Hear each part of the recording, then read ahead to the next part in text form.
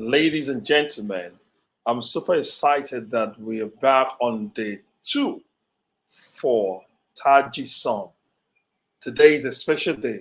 Amazing. Surprisingly, it's my birthday, and today is 27th January, my birthday. So making it a special day for Tagi Summit. Yesterday was phenomenal in the midst of all the challenges that we had coming through to you where you are right away. Now, before we go in, my name is Jason Ebuka.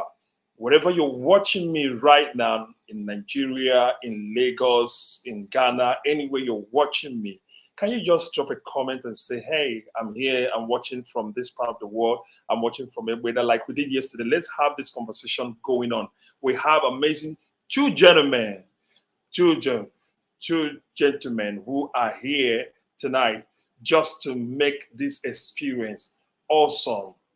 Absolutely, absolutely, absolutely. Join us. Join us wherever you are. Drop on the comment section where you're watching us. My name is Jason Ebuka, and tonight I have my friend and my brother already standing by, ready to kill it. Yesterday we talked a little bit, much more about media and how you can build your personal brand in media in 2024. This is the digital age. Kenny killed it yesterday. And today we've been talking about branding, and CJ is already in the house. Please drop a comment in the comment section and let's get it on. And before we roll it off, still remember my name is Jason Ebuka. Share the link to everybody, all your friends. Call them. This time is a party time, it's a show time. Don't forget today is my birthday, and it's ought to be a special one. We have two of our speakers already lined up for today. CJ is coming first, and absolutely Gilbert is coming for the second time. The first time, CJ will be talking about branding, and Gilbert will talk about crypto and how you can make money from crypto in 2024. This is the year of bull run, so don't take it for granted. So before we go it further, I think I need to bring CJ up right away. He's already standing by. CJ, are you here? Yes, thank you so much for having me right here. And happy birthday. Yeah, good to see you, bro. Thank you so much. Right. Is I that don't is a think special edition for me because today is my birthday. The special absolutely. edition for me is a- today is my birthday. Absolutely. And it's a good thing that you fished the event on your birthday. Right. So I think the event is Yeah, dedicated to you, yeah. All right, man. and it's a great It's your one. stage. Wrong. Right. Okay, I Yeah, want to thank absolutely, all the people that absolutely. were able to put this together. Thank you so much for everyone. And everybody that is out there listening, I want to welcome you to this awesome session, right? So today, I'm going to be sharing about branding. Branding. I know you must have heard a lot of things about branding, a whole lot of definitions and all of that. But I'm not going to be defining branding per se. I just want to at a level be able to ignite you so that you can be able to pursue whatever it is that you are pursuing, whatever dream that you're pursuing, whatever brand that you're building. Right. What I want to do today is to stir you up to be able to pursue beyond your locale, to begin to pursue beyond your station, to begin to pursue beyond your locality. So here's what I always say, that the power of a brand is in its global appeal. The power of a brand is in its global and borderless appeal. And what that means for me is that from the backside of nowhere, you can start something, right? From one corner of the world, from your room, from one part of Lagos, from one part of Ghana, from one part of Kenya, or wherever it is that you're stationed, that thing can move from the backside of nowhere and begin to find so much global expression that the people that are beginning to experience what you're doing are not just the people within your locale, within your sphere, of contact, but borderlessly, people are experiencing your dream, they're experiencing your energy, they're experiencing your impact, they're experiencing whatever it is that you have to offer. Right. So I'm going to be sharing about brands going global. Right. So the idea is that you must matter of factly begin to think of how to make your energy, how to make whatever it is that you're building become elastic enough, so much so that people from different parts of the world can begin to leverage on whatever it is that you're offering. Right. The power of a brand is in its global appeal. The power of a brand is in its global appeal. So you need to come to that point where your skill is not just local, but your skill has become global. Your product is not just something that people, from your locale are experiencing, but people from different parts of the world can begin to feel the energy of whatever it is that you're doing. And let me tell you something, the idea of borderless expression of brands going global is not just about the concept of making dollar. Trust me, that's good, that's awesome, that's powerful, but that's really not what the conversation is all about. Yes, it's good to make money in foreign currencies and all of that. I do, and I tell you, it's awesome. But the concept of just making dollar is too infinitesimal to the energy of the conversation.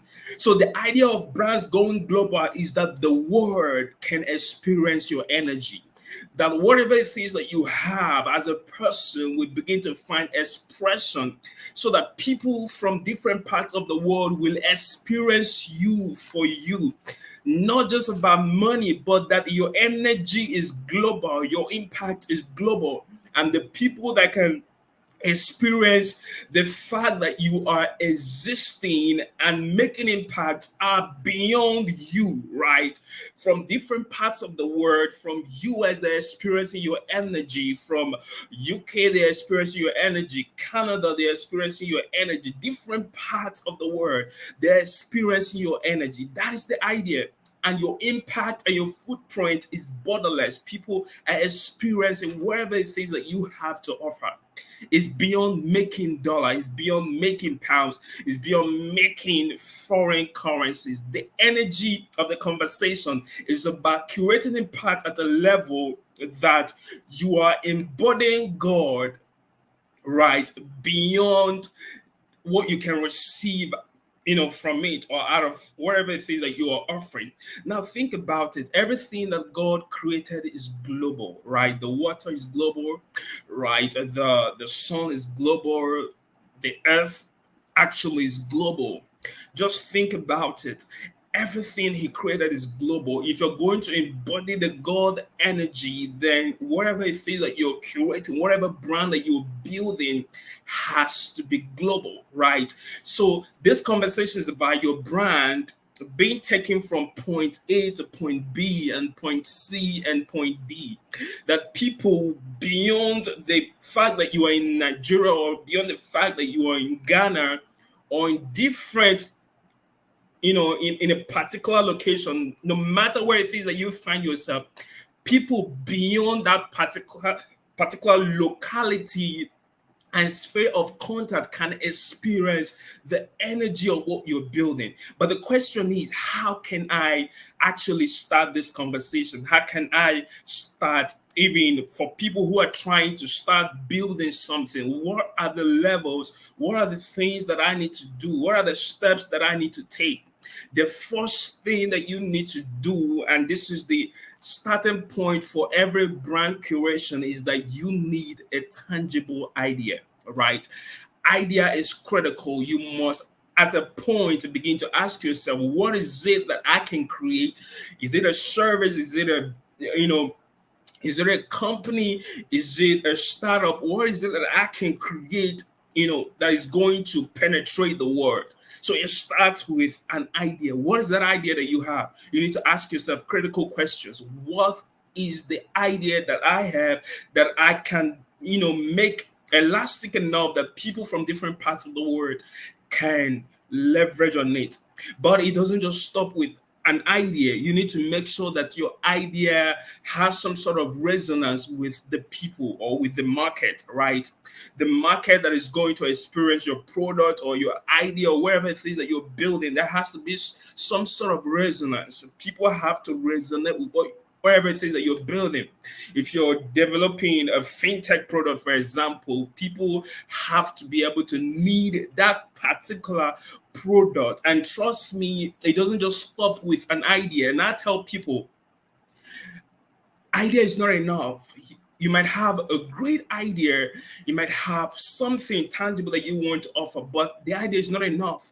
Resonance is critical. Can the people resonate with whatever thing that you're trying to create? Can they see the idea and recognize the fact that, okay, this idea can solve my problem, this idea can solve my payment problem, this idea can solve my business branding problem, this idea can solve a particular need for my business. So that there has to be some sort of resonance. The market has to be able to appreciate the tangibility of whatever it is that you are building, right? But beyond the resonance, there's something called market share. There's something there's something called market share. How many percentage of the market can actually buy into your idea? This is where related research is critical. I tell people it's not enough. It's not enough to have an idea. There has to be resonance. But beyond resonance, you need to do related research.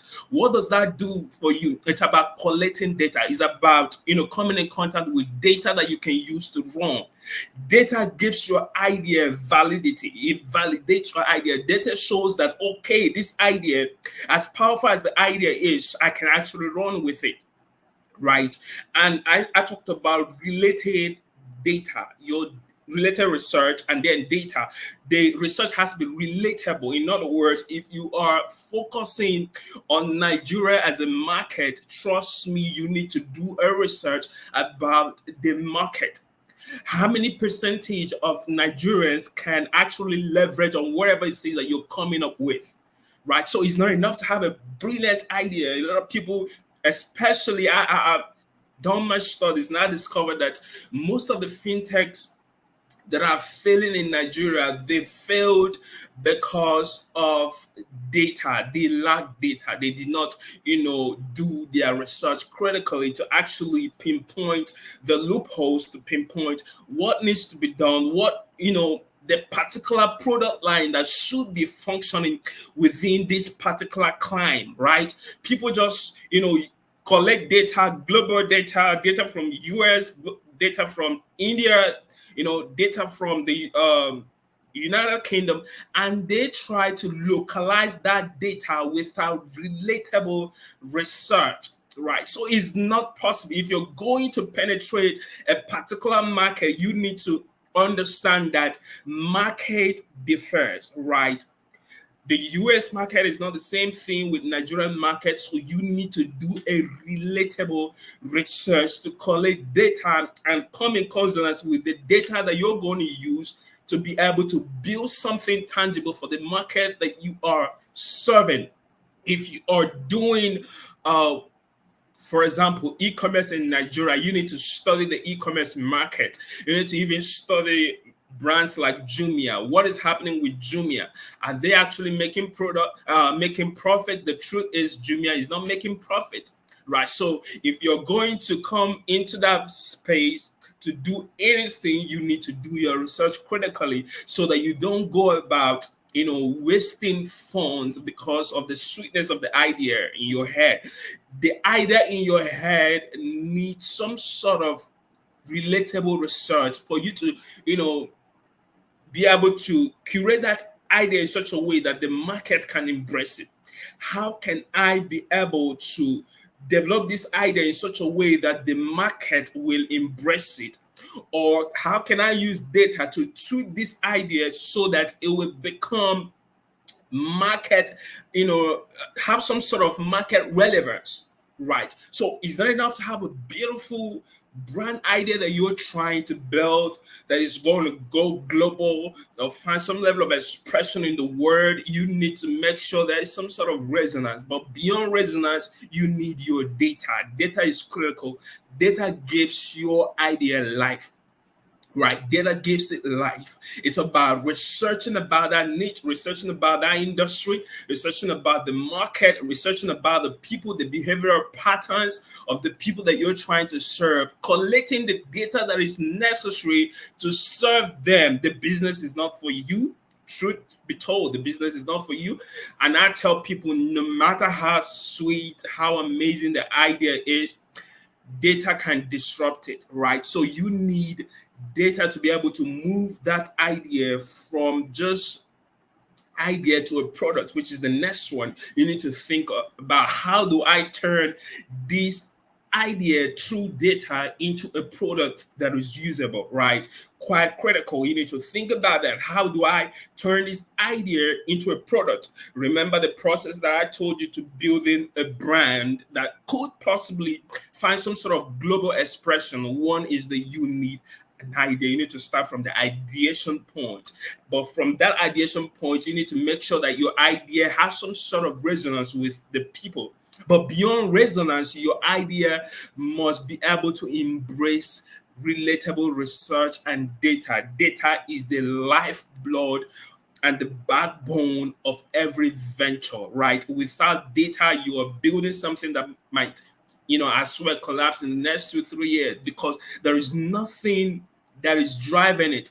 There is no particular solid metrics that is actually driving what you are building. How many people can patronize this market or this idea that you're trying to build? How many Nigerians can buy into it?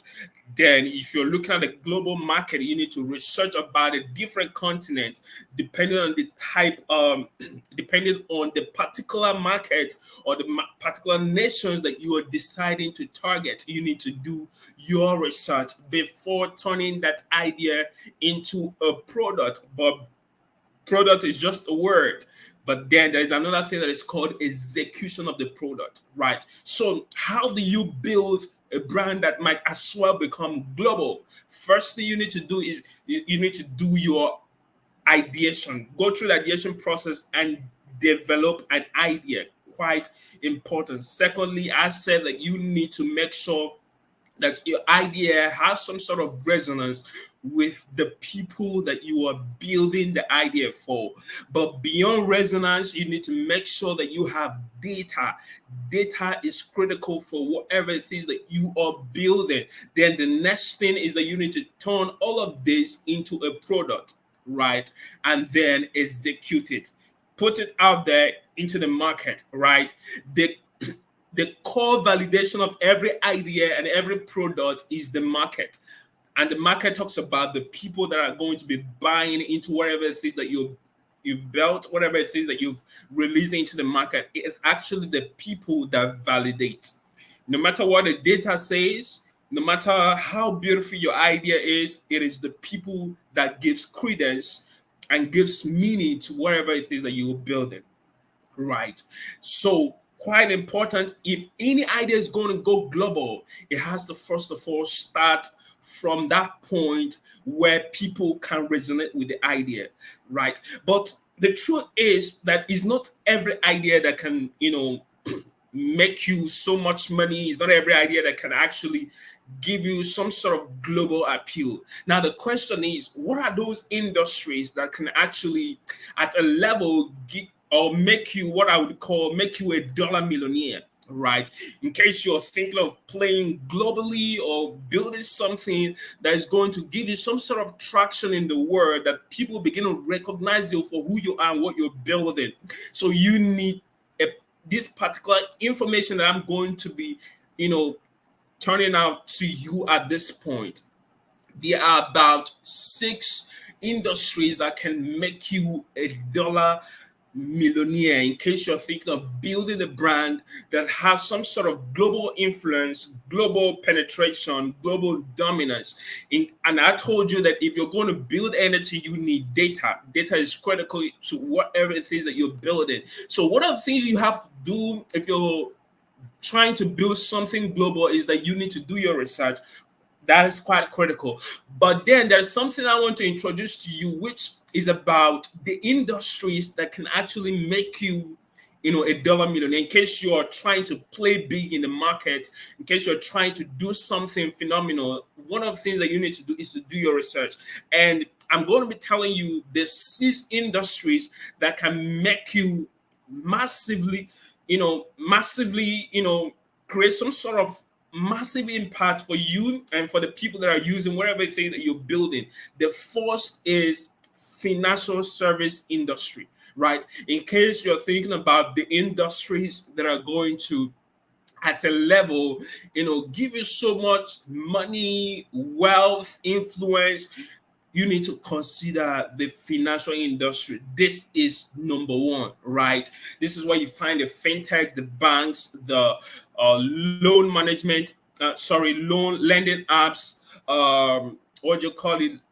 So everything around the fintech space is tied to this particular industry, right? Talk about financial management, lending, all of the fintech activities falls into the financial service industry. This is the number one industry that has turned out the highest rate of dollar millionaires, in case you're thinking of playing in that industry, right? The second is the technology industry. Trust me, the world is already digitized, right? And I tell you that everything you are doing at this point, if you're on this planet Earth, everything you are doing has to be digitally centric. The world has been digitized.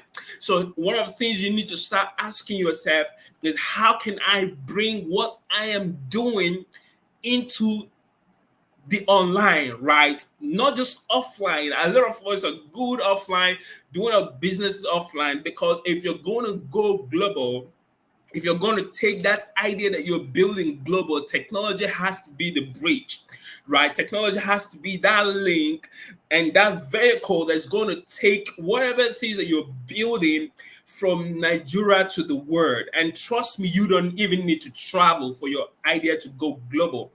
And like I told you when I was starting, from the backside of nowhere, from one little corner of the earth, your idea can penetrate the world without you moving your body, right? So it's all about brand penetration. It's about global penetration. It's about you taking that your idea and putting it into a digital format. Questions that you need to ask yourself, how do I take that my little business, how do I take that my agency and make it something that people from different parts of the world would begin to call on us, begin to call my company, begin to call me to do business with me. Let me tell you, the future of agencies are startups. In the next 2 years, 3 years, a lot of agencies that the little agencies that are going to pivot into a startup, right? Because that is where the industry, that is where agencies are moving. So you need to start thinking, how do I turn this little thing that I'm doing and put it in a format that is going to automate a lot of things for my, automate a lot of things for me, my company, automate a lot of things for the people that I'm building it for. Ask critical questions. How do I turn this thing into a valuable product that people from different parts of the world can begin to leverage it? Like I told you, technology is the next, is the current move, and it's always going to be the next move. So we are in that point where technology is not going anywhere, and if you're going to make any sort of impact in the world currently, you need to learn how to embrace technology, because it is through technology, without moving your body, that your brand is going to move. If you're going to be in Nigeria and people in the United States are going to be working with you like I do every day, today, trust me, you need to learn how to leverage technology. You need to know how to build a brand through technology, through the different digital means that is available, that people begin to spot you for who you are, spot your brand for what your brand is doing and what your brand stands for, and begin to see how you are going to bring that your idea, bring that your business into a format that the world can leverage, right? That the world can begin to experience without you being there, without you being where they are. People in the US can begin to leverage your business without you being in the US, right? People in Canada can begin to use your services without you being there. That is the present and the future of brand building. Your ability to become borderless, right, and interconnected. Your ability to make sure that whatever it is that you're doing from the backside of nowhere, people can use your products without even having the need to speak with you, because you've digitized everything, right? They can go and order for whatever it is that you are selling online without you answering any call. How do you automate? How can you turn that your agency into a startup? How can you turn that little thing you're doing into a massive online, you know, ecosystem that people are going to begin to use what you are doing without you having a prior consultation or a prior contact with them? Borderlessness is the tool through which your impact becomes, something that you can't even explain. So you need to learn that the future is borderless. The future is without walls. You need to start thinking, how do I, leverage technology to move whatever it is that I'm doing, into different parts of the world. Now, I'm talking about the different industries that has the potency to make you a dollar millionaire if you are able to play your game right. I talked about the financial service industry, where you have the fintechs playing their games. And I talked about technology is a whole industry on itself, where people are building apps, building softwares, creating SaaS products, different things, and making millions. So if you are going to play big and become wherever it is that you are dreaming of, in terms of building a brand that can be felt globally, you need to consider these 6 industries that I'm going to be mentioning. I've talked about the financial service industry. I've talked about the technology industry. You need to understand, without technology, you are not going anywhere in terms of global, right? Even if your body moves, right? It does not guarantee the fact that people are going to buy from you. So you need to think of, how do I use technology to take my product or my service beyond me, right? So that even if I'm not there, the world can experience it without my physical presence, right? So the third one is real estate, in case you are thinking of, the industries that has the potency and the capacity to turn you into a dollar millionaire. These are global industries, right? The third one is real estate. The fourth is food and beverages. Fourth is food and beverages. Now, the fifth one is health sector. There are a lot of healthcare startups, coming up every day, because they are discovering loopholes in the traditional health sector, and they are trying to solve strategic problem, critical problems for people using the means of technology, right? That's the fifth. And the sixth one is media and entertainment. So in case you're thinking of playing in this 6 industries, or choosing one, you need to start looking into them and start thinking of, how do I, begin to create ideas that is going to go global with these 6 strategic industries, right? So I've been talking about brands going global, and I said that the code of the time is your ability to take whatever it is that you're doing from the backside of nowhere into the timelines of relevance by stretching yourself, making your idea, limitless, making your idea elastic enough that people from different parts of the world can begin to leverage your product, without you being there, right? So in the next, let's say 10 minutes to 15 minutes, I just want to teach you how you can actually build a global brand. I've talked about the process that you can take, to building something that the world can experience at a level. And I told you that you need an idea, which is critical. And I told you that you need to make sure that the idea resonates with the people that you're creating the idea for. And the third one, I told you that you need to do related research. And what that means is that data is critical to whatever it is that you're building that is going to have some sort of global relevance and global penetration. And then you have to turn this idea and data into a product and then execute. But then how do you actually do this in terms, through branding and all the branding means that are available? How do you build a global brand? The first thing you need is that you need to define your brand purpose, right? So you need to clearly articulate your brand's purpose, beyond just selling a product. What is the purpose of this brand? What is the purpose of this thing that I'm trying to create? What value does this brand stand for? What positive impact is this brand going to make in the world? You need to ask yourself critical questions. What is the purpose of this brand that I'm trying to create? What is going to be the impact of this brand in the world? What new thing is it going to, how is it going to make our problems, either minimize or remove it totally, right? So you need to ask yourself critical questions. What is the purpose of this brand that I'm trying to create? Brand purpose, right? A strong sense of purpose can resonate with global audience. So if you have a strong sense of purpose, it can resonate with a global audience. The second thing you need to understand is understand cultural differences.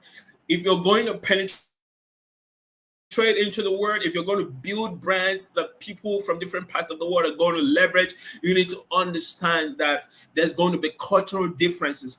The people in Nigeria are not going to respond to your product the way the people in the US are going to respond to it. This is where you need to, now think of how to either localize that particular product so that the people in the US can feel the impact of the product. And sometimes your brand name would have to change. If you're going to play global, I tell people names like Emeka and Sons is not going to have some sort of global relevance. So it even starts with your brand naming. There are some things that you might need to tweak. I tell people if the brand name cannot scale, you need to change it. You need to rebrand. If you're building a global brand, you need to make sure that wherever you're building can scale. Can it pass the test of universality? Can somebody in Germany see your product and recognize it, appreciate it, and can it unlock humility in the hearts of the people that are experiencing the product, or even your brand name? Something as simple as brand name can be a turnoff. Some of the brand names that I see around cannot scale, cannot have global impact. So if you're trying to create a global brand, you need to understand cultural differences, recognize and respect cultural nuances across different regions depending on the places that you want to play. Tailor your brand messaging, your imagery, and even product offering to align with local customs and preferences. This is quite critical, right? So what your customers in Nigeria is expecting from you is not the same thing that the global market is expecting from you. So your brand has to pass the test of locality, yes, but then there's also the test of universality. Can the global market appreciate the tangibility of your product? Right. The next thing you need to do is consistent branding. Listen, branding is not something that happens once. It's not something that happens once. It's not about, you creating logos. In fact, branding has nothing, or in order not to just remove designs, branding has little to do with design. Okay, let me define branding for you. Branding is the comprehensive. You can write this down in case you want to, put it down. Branding is a comprehensive process of creating and establishing a distinctive identity for a product, for a service, for a company, or an individual. So you are creating a distinctive identity for a product, a distinctive identity, a distinctive, perception and ideology for a product, a service, a company, or an individual. So if you are going to play global, you need to understand that this process of creating a distinctive identity, a distinctive perception, or a distinctive ideology for your product, for your service, for your company, or for your person is going to be continuous, and it has to also be consistent. Right? So it's not just about consistency, but continuous. It is something that you need to keep tweaking, right? What is involved today might not be the same thing that the people are going to be, expecting or looking forward to next year. So you need to keep consistently tweaking, consistently, making whatever it is that you are building to have some sort of newness attached to it. I tell people nothing is perfect. No product is perfect. And what that means is that innovation has to be something that you need to keep doing, right? Perfection does not exist. And I tell people perfection is not a business model. And what that means is imperfection is a business model. So whatever it is that you're doing has to continuously improve. Keep improving whatever it is that you're doing to make sure that people from different parts of the world can see your product improving continuously and consistently. Number four, what you need to do to gain global relevance is you need to localize your marketing strategy. You need to localize your marketing strategy. Let's just assume that you want to you want people in the US to buy into what you're selling, or buy into your product, or into your service, right? What do you need to do? Localize your marketing strategy. There's a way you write on Facebook, or a way that you communicate what you're saying that can only resonate with the people in your client. So you need to study, how do I connect with people borderlessly? What language do I need to speak? How do I need to sound? Develop marketing strategies that resonate with local audience and global audience, right?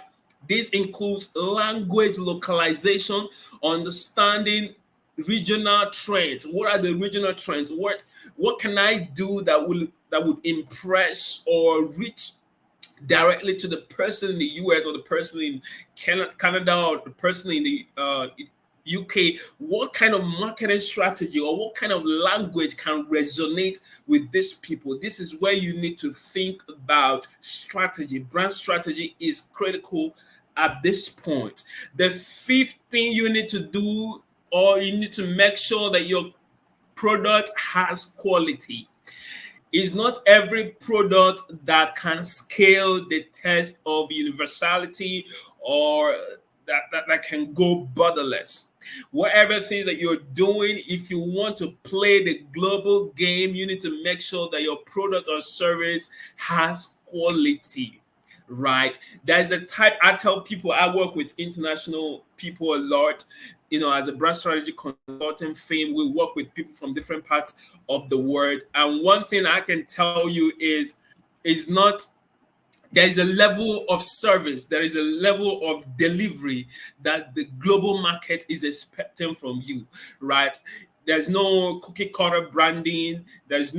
Everything has to be deployed through data. It has to be concise. You need to really know what you're doing. If you need to play global, ensure that the quality of your product or your service meet or exceeds expectation of customers in every market or in the different regions that you are actually trying to play. If you're going to be offering anything, you need to make sure that you have quality.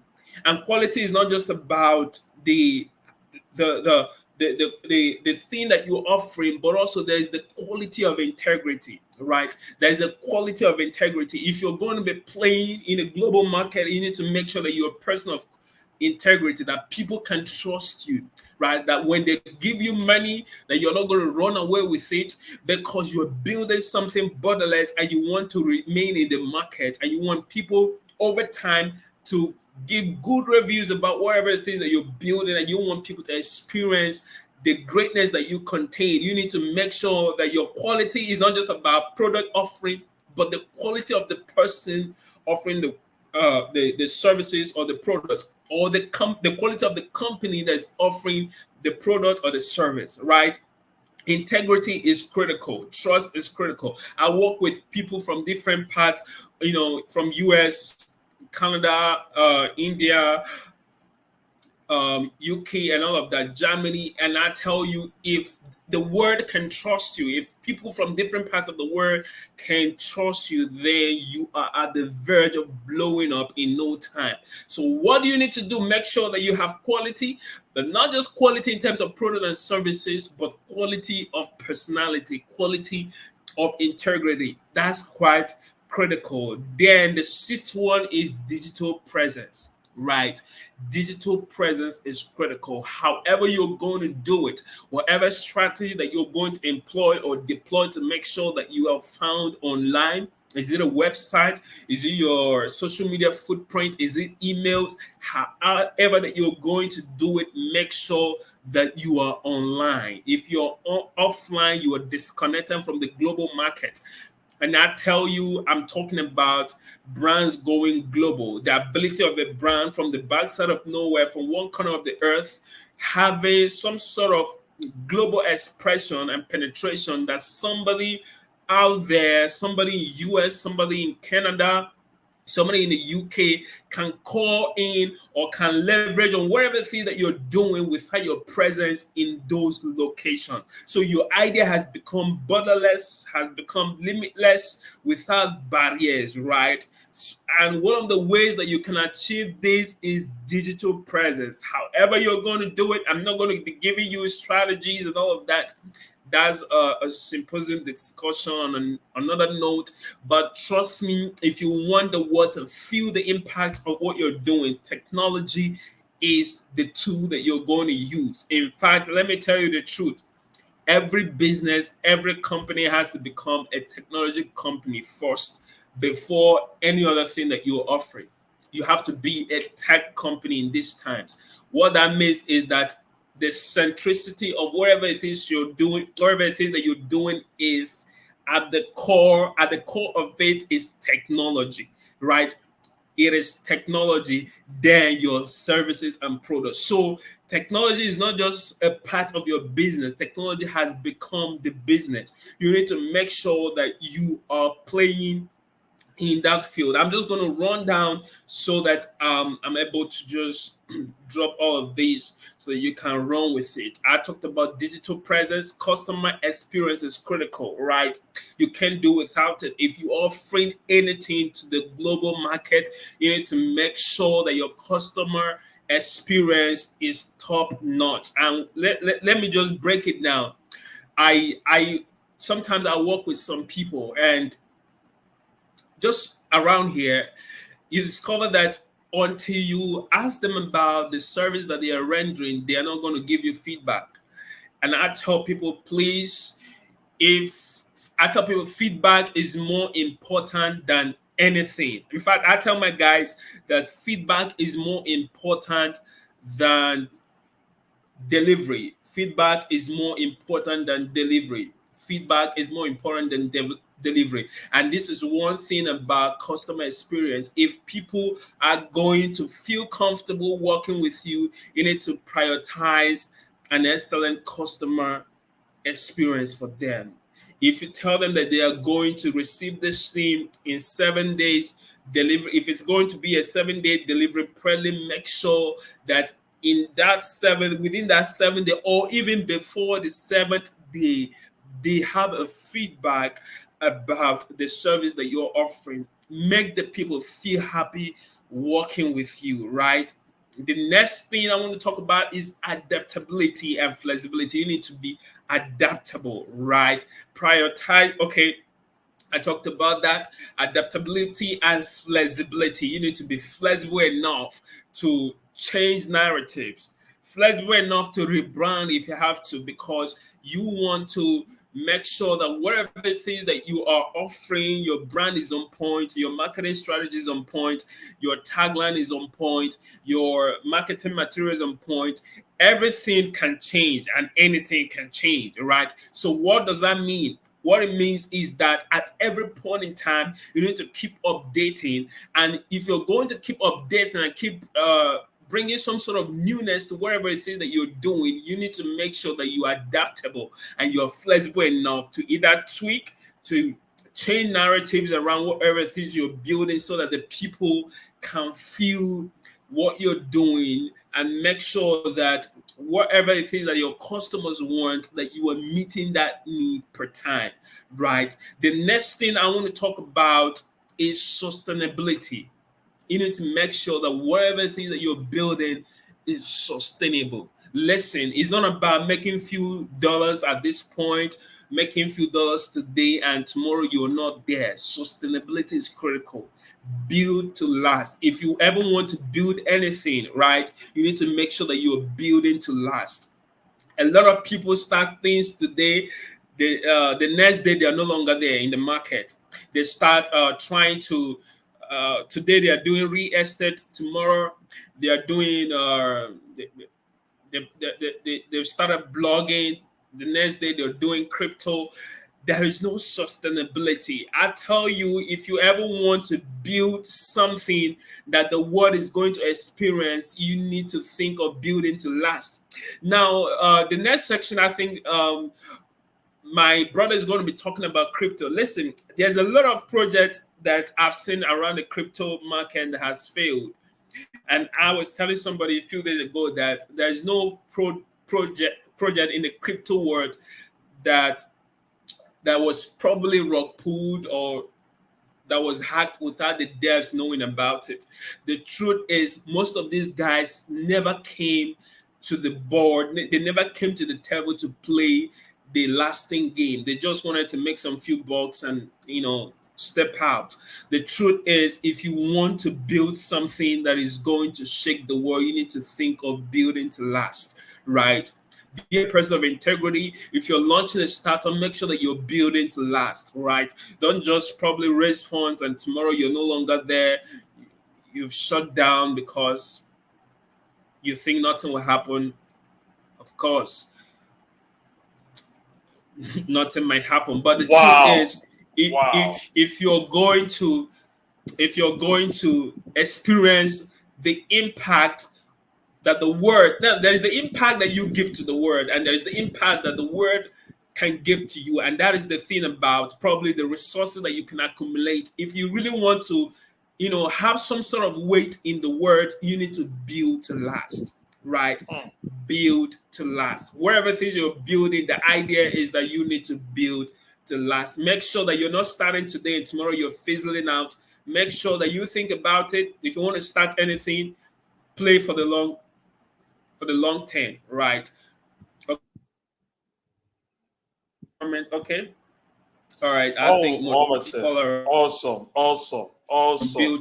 building to last. That's quite critical. So I'm going to be ending here today. Remember what I told you: the power of a brand is in its global and borderless appeal. The ability of a brand from the backside of nowhere, from one corner of the earth, right? Finding some sort of expression globally that people from different parts of the world can leverage on that thing you're offering without you being there. That is the game changer. That is the branding that I'm talking about. It's not just about designing logos and all of that. It's about making sure that your perception you're building, the the power of a brand is in its global appeal, right? It's going to last, of course. You need to think of, going global. Take that thing further from where you are. And remember, I said that it's not just about making some few dollars. No, the idea about going global, brands going global, is beyond making money. It's about the fact that the God that created you embodies some sort of global energy. He's a global God. The air is global, the water is global, the moon is global. How about making that your brand global enough that people from different parts of the world can actually experience the energy of your existence, and not just people in Nigeria or people in Lagos and all of that. There is need for our brands, whatever it is that we are building, to become global. Trust me, the richest countries in the world are the people that are building global brands, right? Look at it. US, they build products for the world, not for Nigeria, not for a particular market and all of that. Facebook is global, Twitter is global, Instagram is global, right? Look at it. Stripe global. All the major brands that are doing big stuff, they are all global brands. Stop thinking small, right? Think about how to take it global and become massive. Thank you so much. And if you have questions, trust me, you can drop it on the comment section. Let's just take care of it in a few minutes. Wow, wow, wow, wow. Man, I am blown away. God, today is getting hotter and hotter and hotter. Now, before I let you go, thank you so much, CJ. I wasn't expecting anything less. And please, we're gonna bring you back to the section. We're gonna bring you back. This is we just No problem. crunched everything into 15 minutes. The next speaker is already standing by. But before you go, I want to ask a question. The question is All this: right. how can someone glue, or how can someone build a global brand without much fund? How can someone grow a global brand or build a global brand without much fund? Do you have an idea? Just two words and you move. Okay. There's something I tell people: it's better to own just 2% of $1 million company than being the CEO of Me, Myself, and I Incorporated that has a zero valuation. And what that means for me is that funding is critical. Now, there's a scripture that says, "Go borrow vessels." That scripture is not for the religious folks. In fact, I think it's for the business people. Go borrow vessels. So funding is critical if you want to build something global, right? Businesses must not be built with your money, right? So you need to look out for funding. There are people who are giving funding, but then whatever it is you're building has to embody some sort of energy that the investors can actually listen to what you're saying. And there are ways to actually package something that you want to attract investors to probably invest in wherever it is. There's a way to package it. There's a way to curate it. It's not just about trying to do small thing and all of that. So what I'm saying is, it is better to own 2% of $1 million company than to be the CEO of Me, Myself, and I Incorporated with zero valuation. So what I'm saying is, go for funding. Look out for VCs. There are VCs even in Nigeria. Go to LinkedIn, right? Research about some VCs. There's some. Just go on LinkedIn. Become active on LinkedIn. Do some research, right? And connect with some VCs. They are everywhere on LinkedIn. You can connect with a ton of them from LinkedIn. Share your idea with them. But then I tell people, before you can actually reach out to a VC and all of that, make sure that you've started something. Make sure you actually probably have at least an MVP or have something to actually show that you are building something, right? So the only way to take your brand global is through funding. You can now listen. Most of the brands that you see, Facebook is not owned by one person, Twitter is not owned by one person. In fact, let's bring it home. Dangote, the refinery is not owned by Dangote alone, right? A lot of investors put in funds, even the country. federal government put in funds. So the problem is that a lot of people are trying to do it alone. There's this ownership mentality. Let me just stop there. So if you want to go global, you need funding, you need people to come, you need to give out shares and all of that and do something global. Right. It's Awesome. better to own Awesome. 2%, 2%, 3%, 5%, 10% of $1 billion company than to be the CEO of that small business, but you're just there. 10 years, you're still there. If you want to scale, go for funding and diversify Awesome. your Awesome. income. Thank you. All right, fantastic. Okay, finally, one word before you leave. We talk about the next speaker is already standing by. One word before you leave. All right. All right. One word. Here's what I tell people: you can build $1 million company with a minimum wage brand ethics. And what that means is there is the energy to build global brand. There is a particular energy that you need. There's a particular posturing that you need to have to build a global brand. So in few words, you can build $1 million brand with a minimum wage brand ethics. Thank you so much. I guess we'll have to, call it a day and see you next time. Thank you so much, CJ. I'm looking forward to have you more in the next or few edition of TGAiSUM and Amazing and other events that we're going to be having. Thank you so much, and I so much enjoy your section tonight. Thank you. Appreciate it. All right, guys, it's a good time today. I'm excited that we are already firing on, and before the next speaker come on board, Gilbert is already standing by to take us another dimension of crypto explosion. And this is going to be the last section for tonight. And if you're joining us already, please know that this is TGAiSUM. Every month we'll have this episode, the links and the dates of the next episode coming up in February will be on the comment section on the description menu, where you can see the information, and you know that we're bringing best of the best of the best to join us on this journey. If you enjoy the first section tonight, please show some love, show some love, show some love, show some love. Okay, wow, Modibe, good. Okay, great. Now, don't forget to go to our website, tegi.africa. There you will find all of the episode, all of our news, and as much as possible, download the magazine for your personal consumption. Ladies and gentlemen, I can't wait anymore for that to bring the man, himself, the smart investor, the analyst, the crypto analyst. Mr. Gilbert, are you here?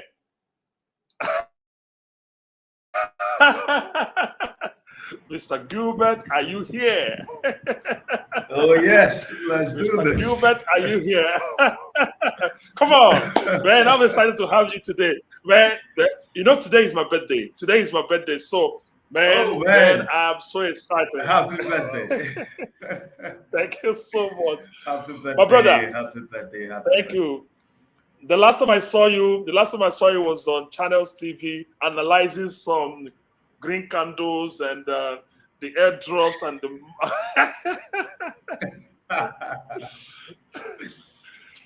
wow.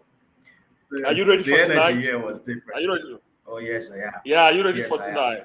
Okay, so CJ has set the ball rolling. Man, take it away. Take it away. Okay, greetings, everyone. To an extent, I really wish I could have a feedback from some of you who are here. So before I begin, I would like to know, is there anybody listening to me who has heard about cryptocurrencies before? Just leave a comment behind so I know. If you're listening to me right now or your life on this show and you've heard about cryptocurrencies before, just say I.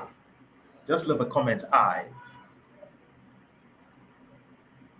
Okay, good. I see someone. Okay, I want to know if you're listening to me and you have never bought cryptocurrencies before. Just leave an emoji. You could respond with your favorite emoji or say I.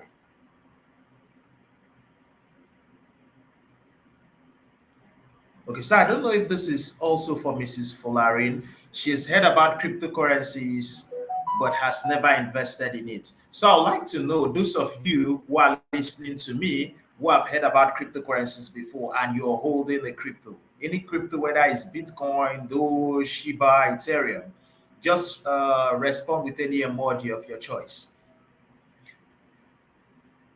Okay, the purpose of me doing this is so that I should know the level of knowledge of those who are listening to me. Most time our audience always determine how we speak. Most time if we are talking to professional investors, we know how we talk to them. If we are talking to people who are relatively new in the world of cryptocurrencies, we know how we talk to them. If they are enthusiasts, we also know how we talk about enthusiasts. So this is what I'm going to do. I don't know if I could share my screen. Sharing my screen may do us good. I think so. Let me do this. Let me share my screen. I was told I have 45 minutes. 45 minutes. So I'm going to make sure I work with such time. Oh, I'm kind of new to this StreamYard stuff. So I think I'm going to choose share my screen. Though it's like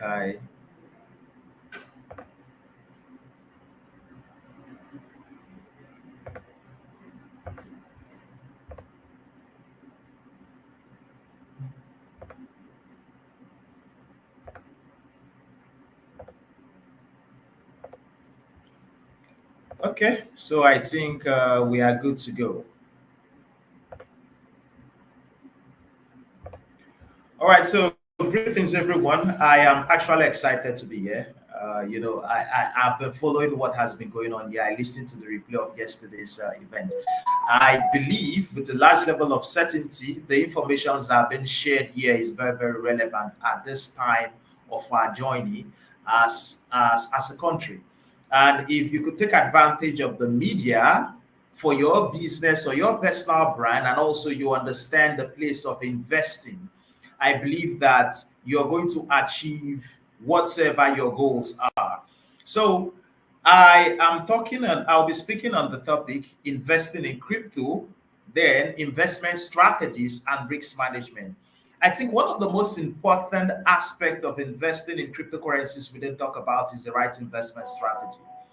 Many persons always think investing is choosing one particular coin to buy. Give me a coin to buy, but this is the coin to buy is the most useless thing you need when investing in cryptocurrencies. So I'm going to walk you towards the basics. So at the end of this session, let me tell you what you're going to learn. I'm going to give you the basics of what cryptocurrencies are. I'm going to let you understand what investing is, let you know what investment planning is. The next thing I'll help you with is an investment strategy. So what is an investment strategy? An investment strategy is actually some set of rules that will help you achieve your investment goal. So when you're investing, you're not just investing because you're expecting a coin to pump or run in percentage. Should be investing with a plan and a purpose. Are you investing so that you could drive your dream car? Are you investing so that you could move into your dream house? Or are you investing so that you could become the governor of your state?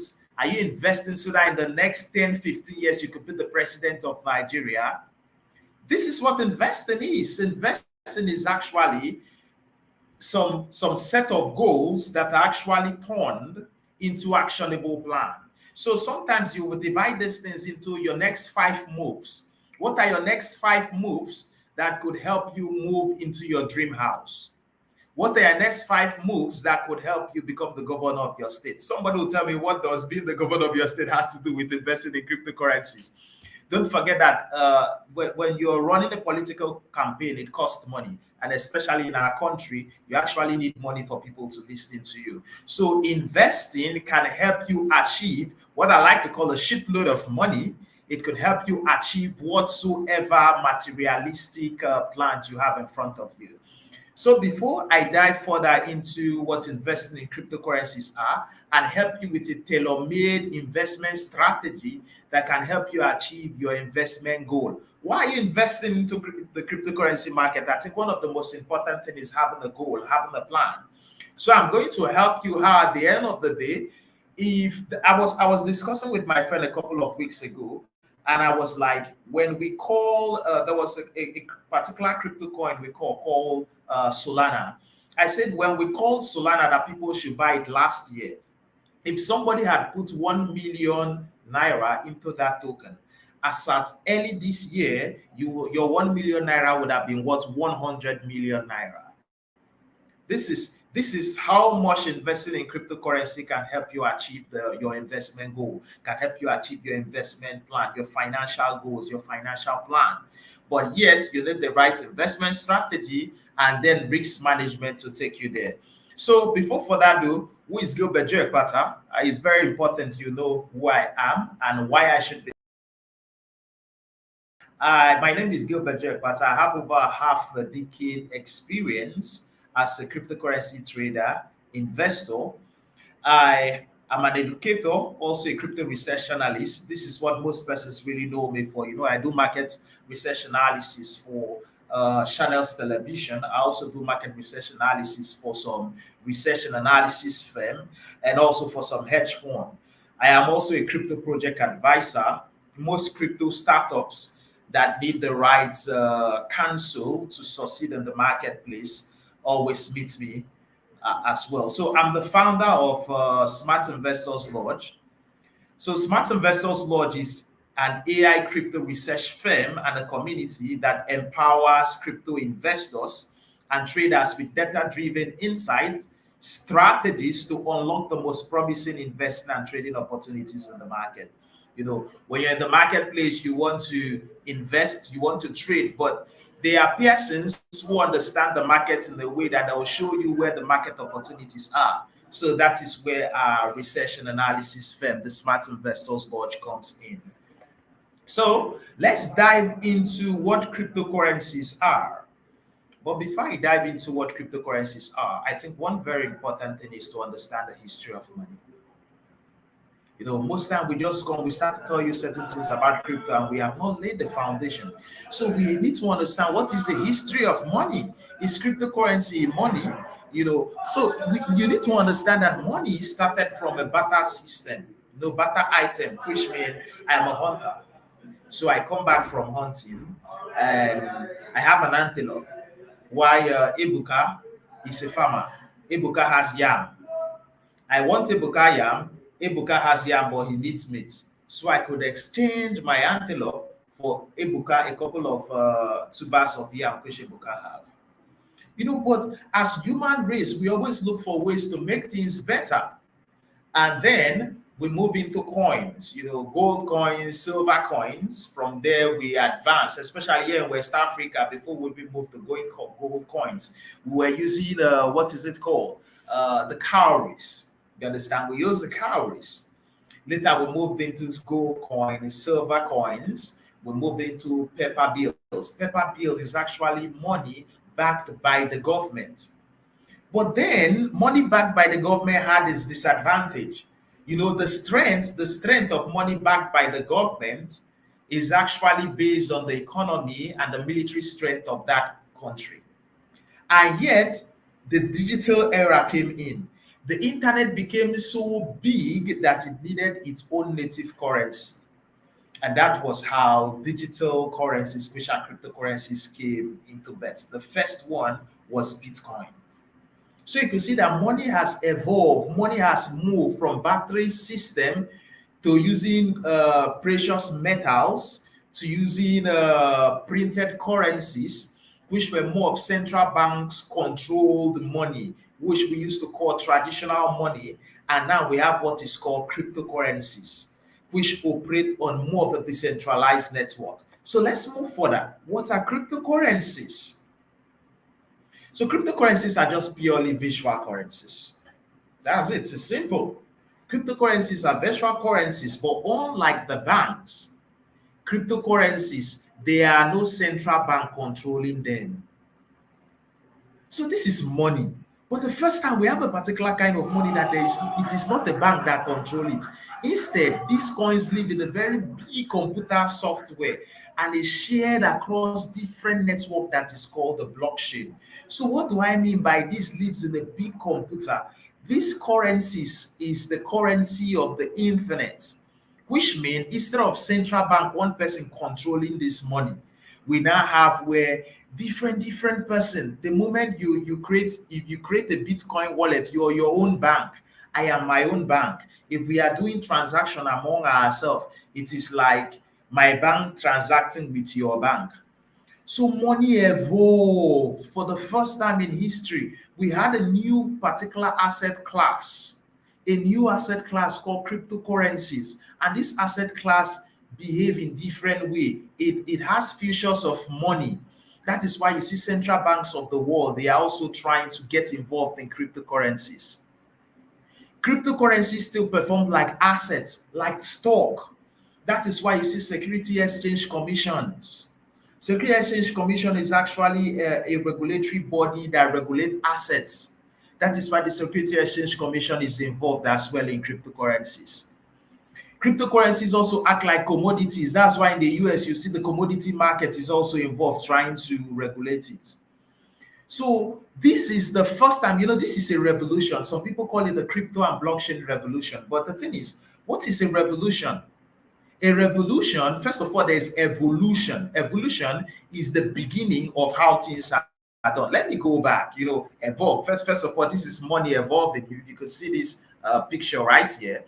But also, let's look at biological evolution. Right here, you see we started as primate, which is primate is the beginning of a thing. Why revolution is a word that means the change of how things are done. So money started from barter system, which is the beginning of a thing, and it began evolving. Like we had different ways things were done, were being changed.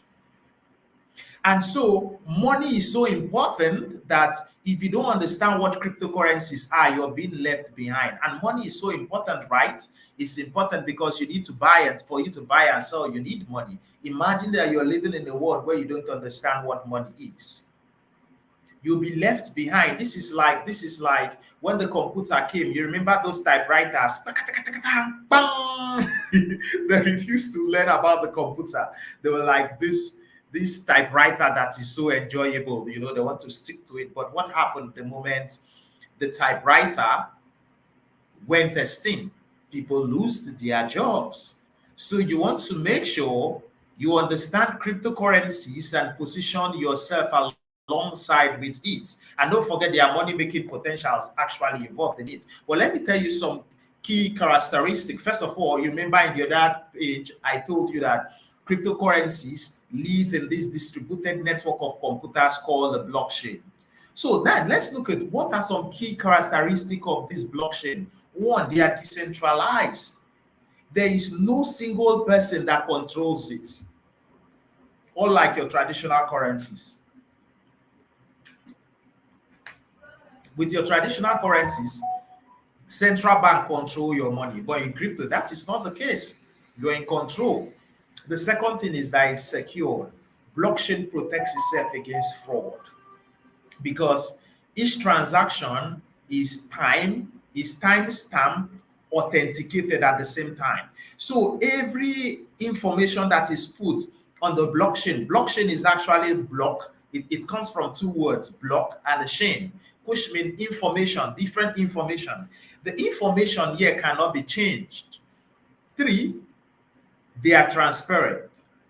So all transactions are public records. So if I tell you I've sent money to you, it is not something that you will try to say, I want to do you mago. You can go and verify, has Gilbert really sent money to me? The second thing is that the tokens or the coins built on the blockchain are scarce. Why are they scarce? Because they have limited supply. And this is actually what contributes to their potential value. You understand? I remember when I got involved in the cryptocurrency market, Bitcoin was valued at about 200,000 naira at that point. But right now, Bitcoin is what's the present exchange rate times what we have? I think we should be talking about over 40 something million. So let's move further. There are different categories of cryptocurrencies. 1 is coins. 2 is token. This is very, very important. I will not want you to miss this. There are 2 categories of cryptocurrencies. 1 is coin. What are coins? coins are actually crypto tokens that have their own blockchain, like Bitcoin, like Ethereum. Coins are cryptos that have their own blockchain.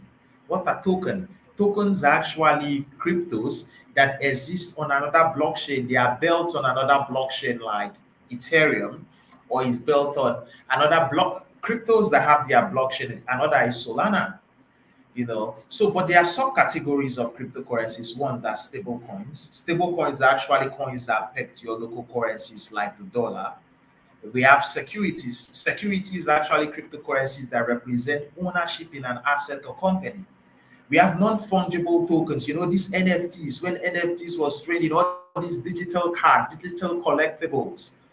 We have the central bank digital currencies. You've heard about the E Naira and the C Naira, the recent one, that the Central Bank of Nigeria released. So look, even your bank, your country's bank, understand the value of cryptocurrencies. You see, the Central Bank of Nigeria is involved in this game. If they are involved in this game, what about you who is listening to me? So, first of all, for a moment, forget about investing in it, forget about trading in it. This is a new currency. Don't you think you should understand how these currencies work? Don't you think you should understand how to pay with them? Don't you think you should understand how to receive money with it? This is going to change the way we buy and sell, the way we invest, the way we transact. And so you must pay attention to it. So let's look at something. Let me give you a compelling reason why you should invest and trade the cryptocurrency market. First of all, don't forget, I've given you the basis of what cryptocurrencies are. The next thing now to push out through is more of investment strategy. So why should you invest in cryptocurrencies? First of all, for freedom.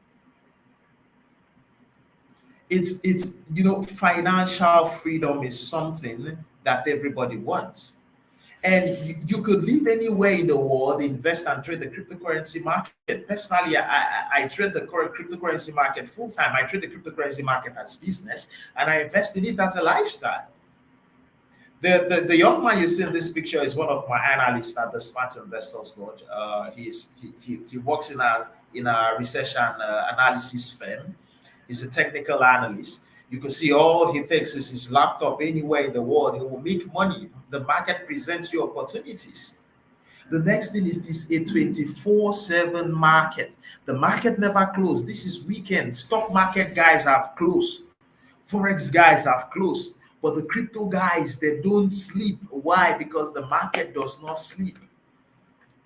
For most persons who are in our crypto research and analysis firm and community, they will see that sometime even at 12 midnight, we are dropping trading opportunities or investment opportunities. Because the market don't sleep, so there is opportunity to make money. The next thing is to create cash flow. There are some cryptos, there are some cryptos that the fact that you're holding them, they pay you money for holding them. I don't know if this is a topic for another day. And another thing is making life-changing profit. I told you about Solana. That if you bought it when actually our community, our research firm, then we did a research, told people it was clear to enter. If anybody had invested just ₦1 million at that time, as at, I think that was 2 weeks ago, your money will be valued at that point that's over 100 million naira. That's what I call life-changing gains. I've been in this market for a while, and I've seen tokens done like 12,000%, 8,000%, 6,000%. I've seen a $200 investment in an asset move as much as, your $200 goes as much as $20,000. I've seen as little as $1,500 do as much as $45,000. I don't know if these dollar terms I'm using, most persons here understand, or I should bring them down to naira. But let me move further. So now, what is investing? Investing, first of all, I want to give you certain very basic of investing. If you came into this class to hear some hype, irrelevant information, probably you're talking to the wrong person. What I will give to you is the right information that will help you with the right mindset to go into the market and make money, not just make money. You should, it's not about what you make. Most time it's what you keep. So what is investing? Let me tell you a definition by investing by Benjamin Graham. He defined investing as an operation which, upon thorough analysis, promises you both safety of principle and a satisfactory return. Look at three things. Look at three things I want you to see. One, he defined investment as an operation which, upon analysis, that is one. An operation which, upon analysis, promises you, first of all, preservation of capital, so you don't want to lose your money when you go into the market. That's two. Three, satisfactory return. So I'm going to give you a trial of investing. Trials start from research. So I believe that with great investing starts with great research. So these are the trial of investing. One, research and analysis. Two, risk management. You don't want to lose your money when you go into the market. Three, you want to make sure you come back with profits, not just profit, a satisfactory return. Be like, wow, look at what I made out of this investment. Wow, my 1 million naira is now worth 50 million. Wow, my 10 million is now worth 150 million. That's satisfactory return. That's what investing actually is. So let me move over. Let me give you the basis. Let me give you 5 simple steps to become a cryptocurrency investor. First of all is invest in yourself.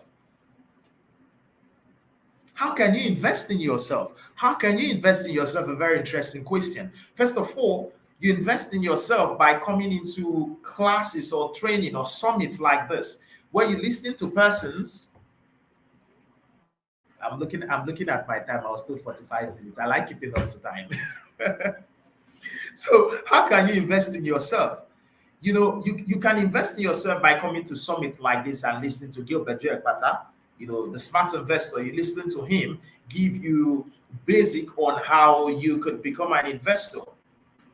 You could invest in yourself by paying for classes. You could invest in yourself by getting courses. You could invest in yourself by attending physical training. You could invest in yourself by getting a crypto investment coach. But why do you need to invest in yourself?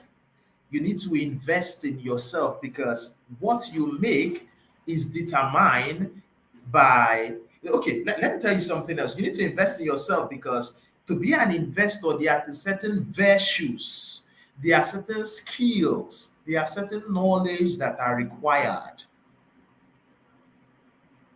And so you want to make sure you become the kind of person that can go into the market and make money. Oh, look, let me tell you something. The market, the financial market is called wealth transfer market. And the moment you understand that it is called the wealth transfer market, you will pay serious attention to the market. Let me tell you why. Because money is moved. There is a transfer of wealth taking place in the market. And the money always moves from the most skilled and experienced person. Okay, the money always moves from the less skilled and experienced person to an investor who is more skilled and experienced. So there is a place for learning. There is a place for time to gain experience. So you could be the kind of person that will go into the market and make money. The second thing you need to do to become a crypto investor is to do what they call KYS. I know this is different from what some of you who may be involved in crypto will know. Somebody just said you go buy a coin, and the coin has pumped, and then you sell. After you sell, you realize after you sold, that was when the coin has moved up so high and you wished you had not sold. Or you realize that, okay, after making money, or after you put money, they robbed on you and you lose all your money. That is because you did not have all this foundation right. Tell me one person who wants to build a house that stands the test of time and he does not first of all go and get a plan, a building plan, get surveyors, get architects, get civil engineers, and you just go to any kind of land. It does not matter whether the land is not even a solid land and start putting blocks and cement all in it. This is why people fail.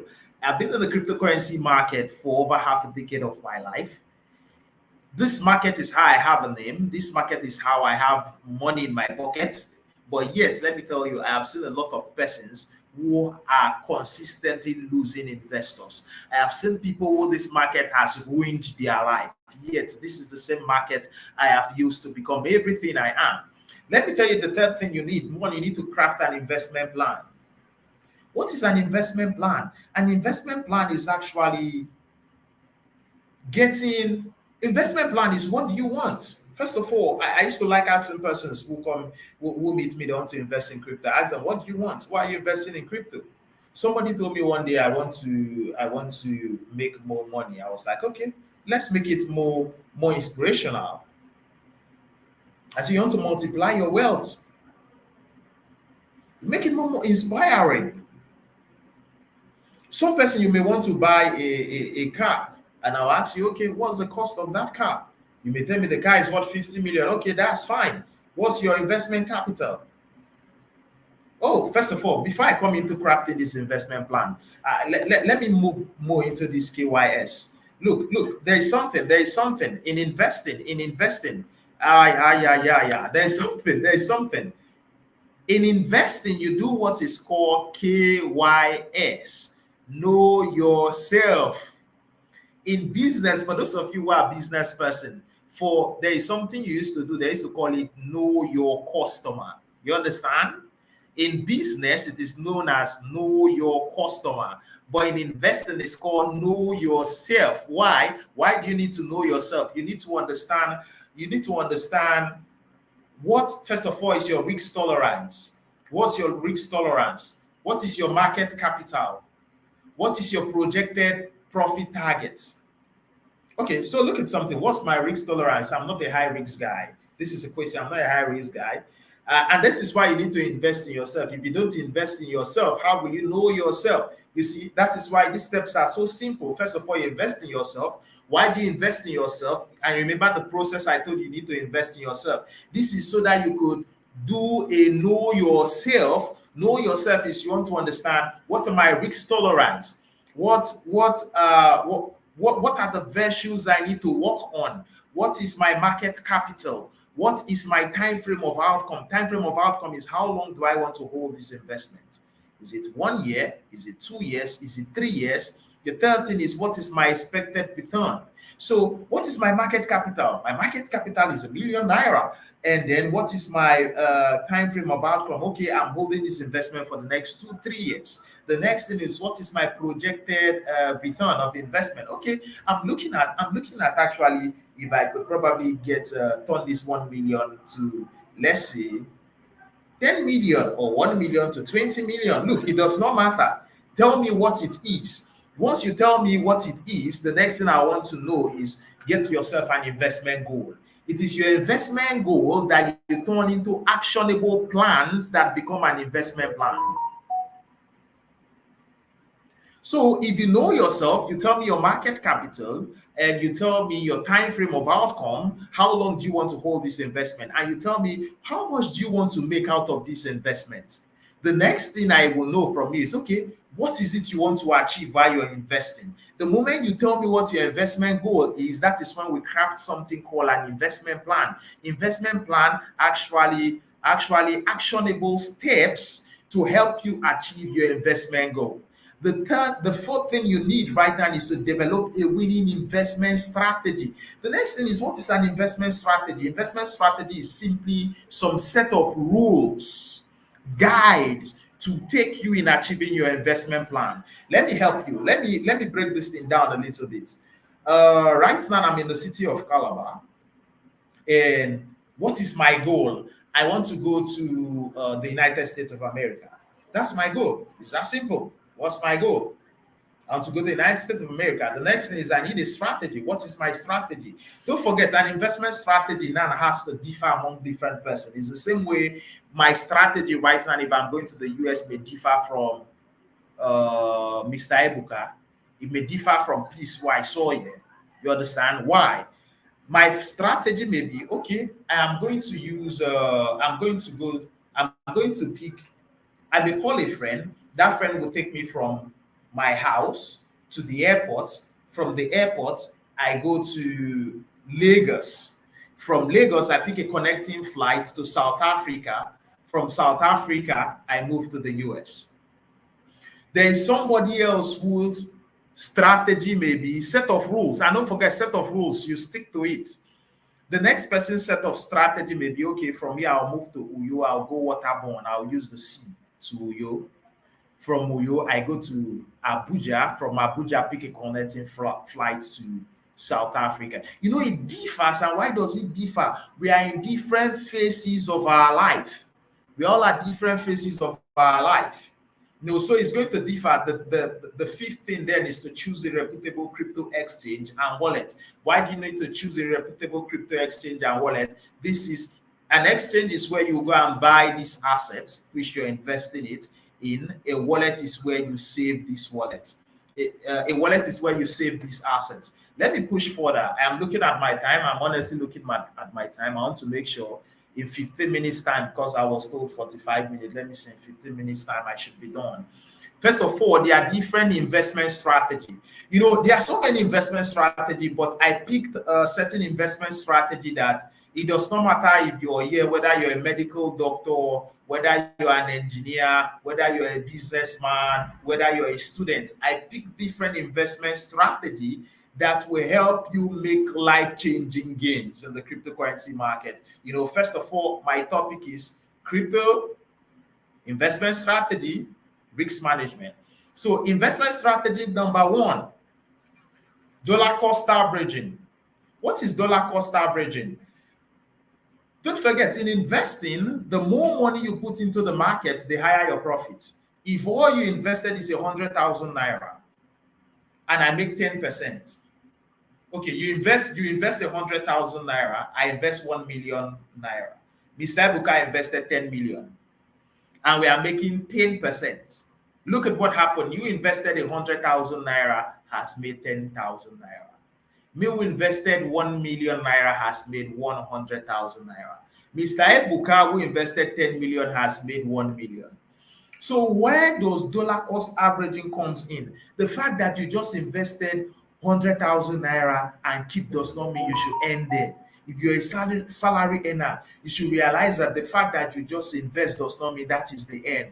You need to keep buying. So you could decide, okay, I'm a salary earner or I'm a business person. I'm going to take 10% of every of my salary and use to be buying crypto assets. Why? So that I should know I started investing with 100,000 naira, but total that I finally took into the market over a period of time is now 1 million, it's now 2 million, it's now 3 million. So if the market moves 10% in your favor, instead of you making, first of all, you started with 100,000 naira, instead of you making 10,000 naira, you end up realizing, oh, finally you're not 1 million naira capital you get. So that's where dollar cost averaging comes in.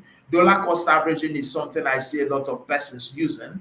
I also use dollar cost averaging myself. I will tell you about an investment strategy I did not include here at the end of the day. So dollar cost averaging is investing a fixed amount of money at regular intervals into the market. The second investment strategy is value investing. I'm a student of value investing. If you give me opportunity, I'll talk about value investing all day. But let me break it down. Value investing is simply buying undervalued assets with high growth potential. Let me break it down. What is value investing? Buying assets in their intrinsic value. What do we mean by intrinsic value? Buying assets that are selling below their real price, their real value. So how can you get an asset that is selling below their real value? Okay, let me tell you something. Value investing is like buying Lionel Messi. For those of you who are football fans, you understand me better. Value investing is like buying Lionel Messi before the Olympic Games that everybody knew him. He was still a young boy, whether 21 or so. Buying Lionel Messi before the Olympic that everybody knows him. And so that once Lionel Messi becomes the world best, everybody know him for. You're the one selling him for the hundreds of millions of dollars. But there are certain things that can always cause an asset sell below their intrinsic value. One is bear market. Two is bad news. So what happens is the moment everybody is running from that asset, that is when you're entering to buy that asset. That is value investing. Everybody's running from investing in this asset. You're buying it. So just imagine what is going to happen. The moment everybody now think, okay, this asset is worth buying, you're already sitting at profit. So there's another strategy. First of all, dollar cost average is where you take a particular amount or percent of your money into the market. Value investing, these are people who only buy assets when they are selling, when they are undervalued. If the assets are not undervalued, they are not buying. Let me give you another investment strategy. One is aggressive investing. Aggressive investing is taking on higher risks for potential higher returns. Higher risk, higher return. This is simply what aggressive investing means. So if you're a student, you're in secondary school, or you're not a student and you don't have money and you want to invest, you should understand, and your capital is very small. You should understand that, especially, I rather used to encourage young persons to use aggressive investing strategy. Why? First of all, you could take higher risks.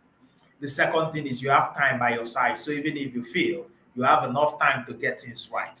Aggressive investment strategy. This is what these people do. They go to high risk assets. High risk assets with the goal of making higher return. In crypto, these things are known as meme coins. I don't know if you've heard of meme coins before. Meme coins are all jokes, but yet I have seen people, I have heard stories of persons who invest just $100,000, $100 into this meme token and are making hundreds of millions of dollars or tens of millions of dollars. How? High risk, higher return. Another way you could do aggressive investing is going into small market cap tokens. These small market cap tokens, yes, they can just lose their entire value. Most time we see this happen, but most of the time, once this asset goes well, you'll see that the person who use this aggressive investing strategy and all his go taken into the market, maybe 50,000 naira, will be making more return most time than the guy who took 2 million, than the guy who took 3 million. But should the guy who have 3 million, 5 million, 10 million do aggressive investing strategy? No. Until your money will go for vanishing.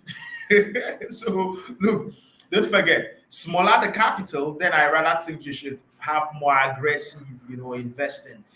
So let me push further. So higher risks, higher return, the aggressive investment strategy. The next investing strategy we have is dividend investing strategy. Good Lord, I love dividend investing. I don't know how I can explain this.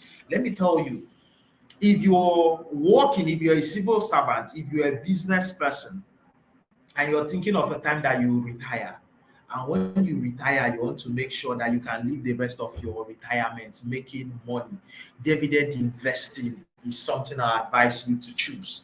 Dividend investing is also called cash flow investing. So this is actually investing asset that pays you regular dividends. This asset pays you money for holding them.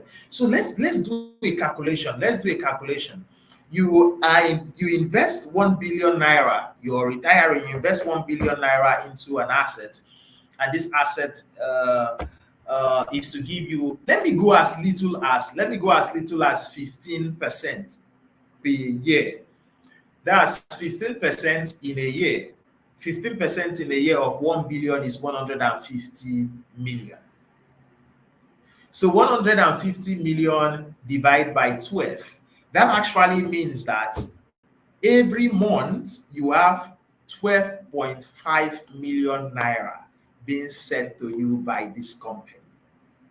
The question for you who is listening to me is, do you think that 12.5 million naira is something you could live on every month?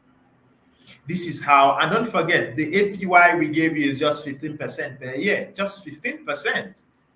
This is how most investors who are dividend-based investors make money. This is the investment strategy they use, is cash flow investing. The next kind of investment strategy is high growth investing. Growth investing is actually investing in companies with a high growth potential. What does this mean? Let me break it down very simply. Okay, look at this. There was a time Solana started moving aggressively from that $35 and was moving. What growth investors do is only when, okay, let me give you something else. This is something that Let me give you this other asset. Those of you listening to me, you're about having the first-hand information I wanted sharing first with my research firm, members of my research firm. There is this crypto asset called Chilis. I don't know if I pronounce it well. That's CHILIS. Chilis has given us a structure for some growth. Some high profit is about coming in. So look at what growth investors do. They only invest into an asset that have positioned itself for a compounding gains, for high profits coming in a few moments. So this is what growth investing is. You only invest in companies, you only invest in assets that is showing potential for a high growth potential. So I've told you a couple of investment strategies so far. Let me give you a recap of different investment strategy. First of all, we talked about dollar cost averaging. Dollar cost averaging is where persons take a particular amount of money into the market. We talked about value investing, which is buying assets that are selling below their intrinsic value. We talked about aggressive investment strategy, which is the higher risk, higher return. We talked about growth investing. Is there any other investment strategy? Okay, then we talked about dividend investing. Dividend investing is the investment strategy that pays you money just for holding an asset. But let me tell you the beauty of dividend investing.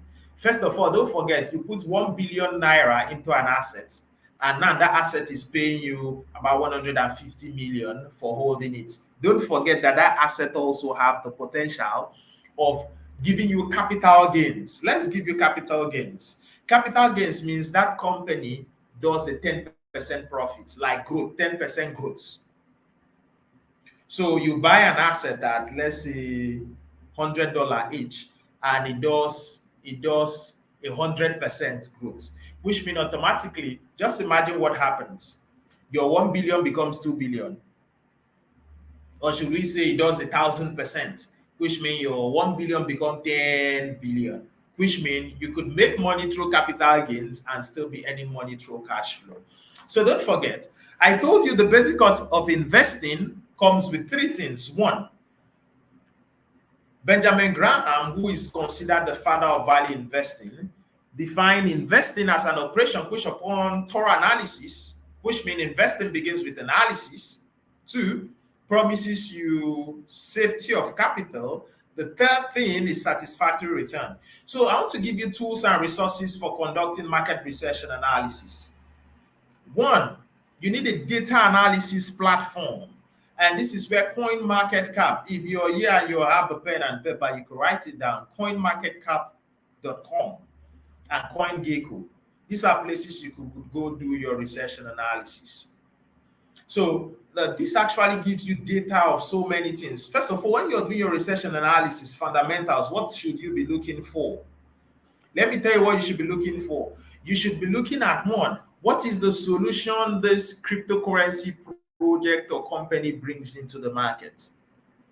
Does the solution they are bringing into the market, does the market accept that solution? The next thing is, what technology are they using? Is there technological advancement? Another thing you should be looking out for is, what are the team? What are their experiences? What have they achieved before in the past?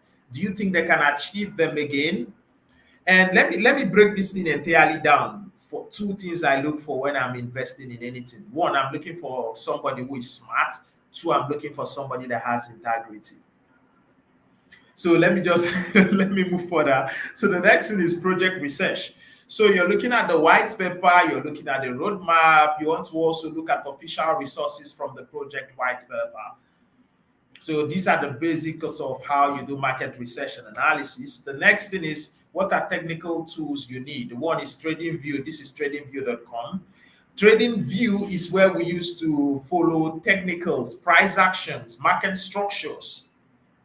So TradingView is my favorite. There are so many out there, but I'm introducing you basically the things I use, tradingview.com. Another place you could use to get research data is actually research analysis firm, market research and analysis firm. Yeah, what I will recommend is the Smart Investors Lodge. The Smart Investors Lodge, like I said, is a market research and analysis agency. We actually use fundamental, technicals, macroeconomics, and AI-driven tools to present the best investment and trading opportunities that are out there.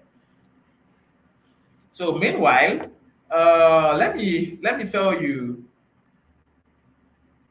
I think this is the last phase of my conversation, which is effective risk management techniques.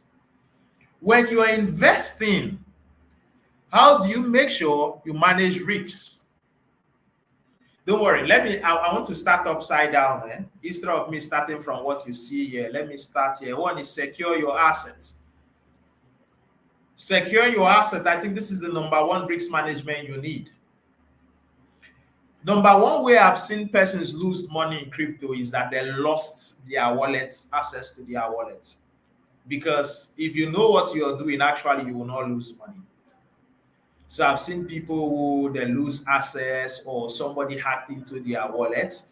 And that's why I advise you to use hardware. Hardware wallet is something else I would advise you use, or multi-factor authentication.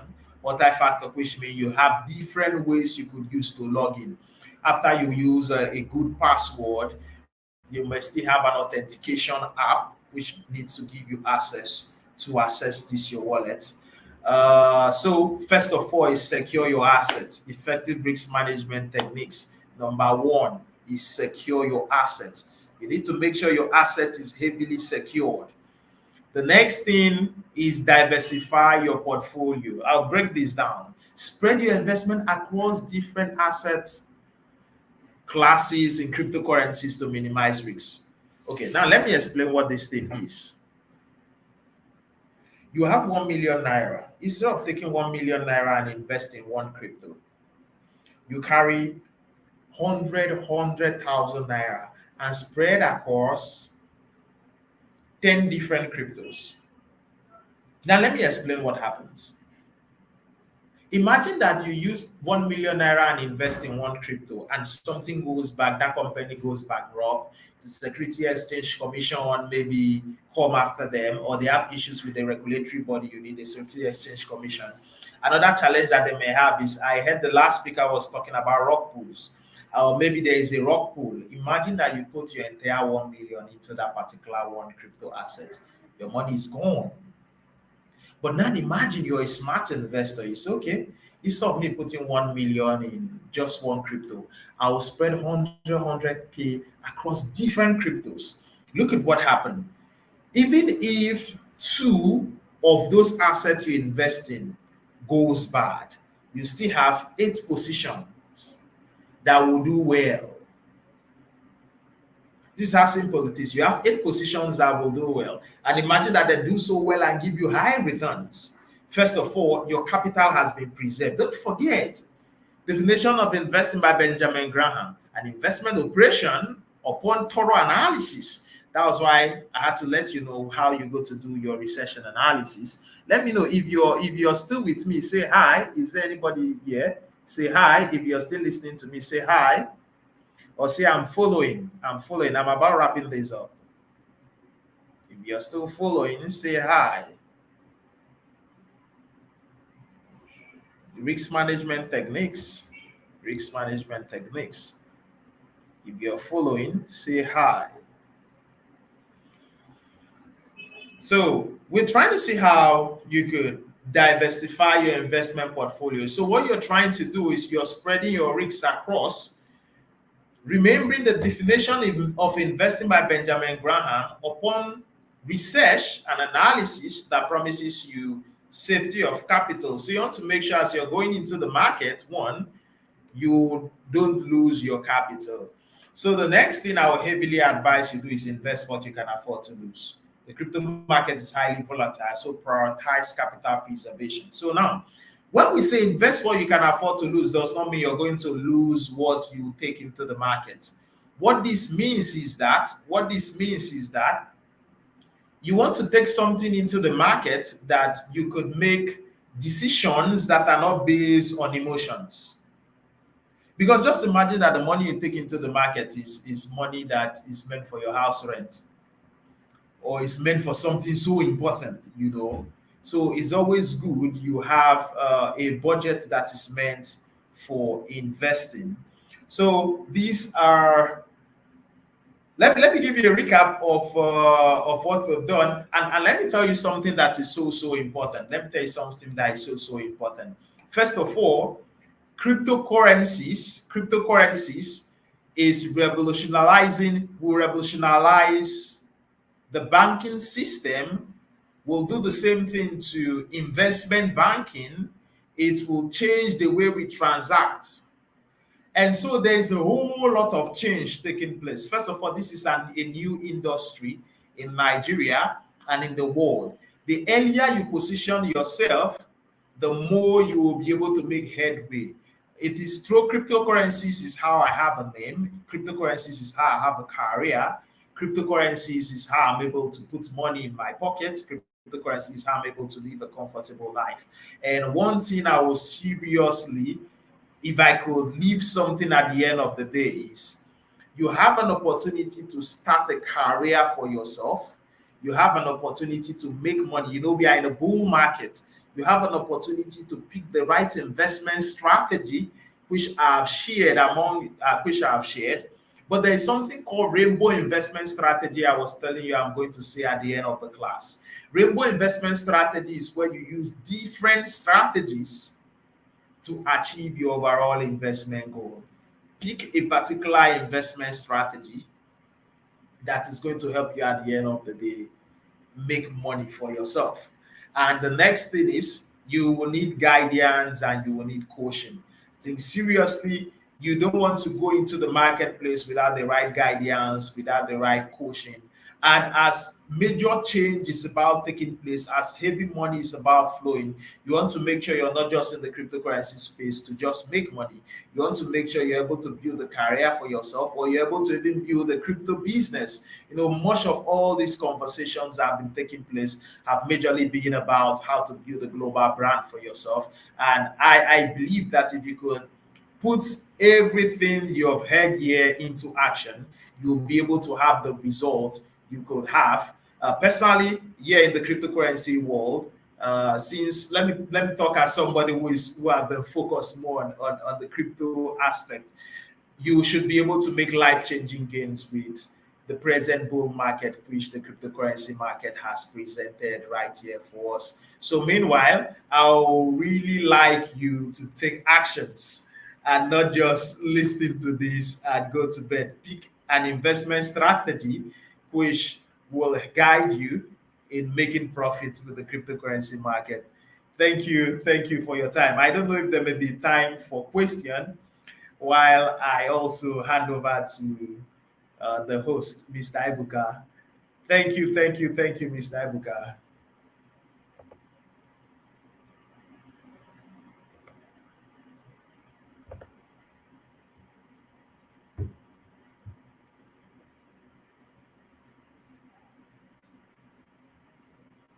Wow.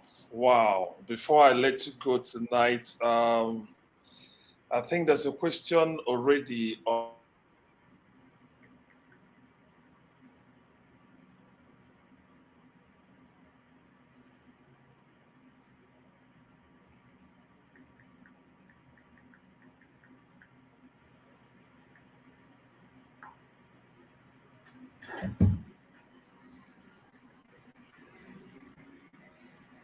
Okay, I don't know if this is from me. I am seeing the question, but I can't hear Mr. Ebuka.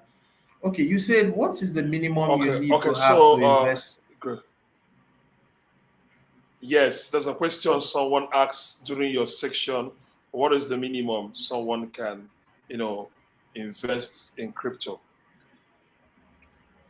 Okay, there is actually no minimum, although some crypto exchange has a cap of about that is about $10, which means all you need is $10 to buy a crypto asset.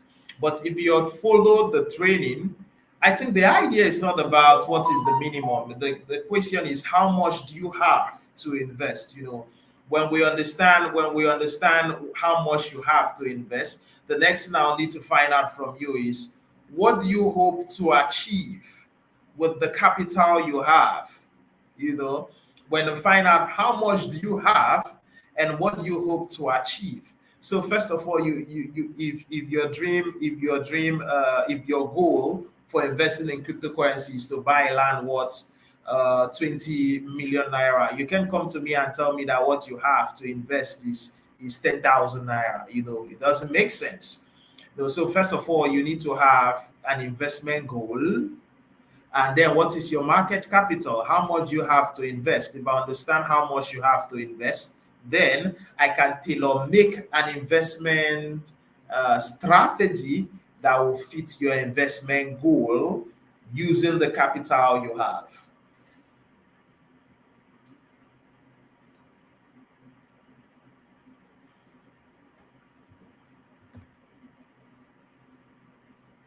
I don't know if we've lost Mr. Ebuka.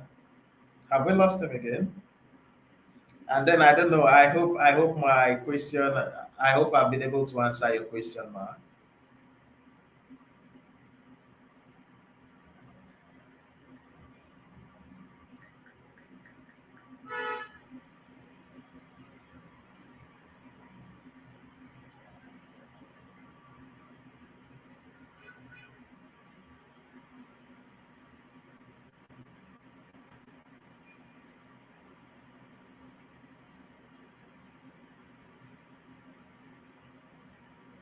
Hello.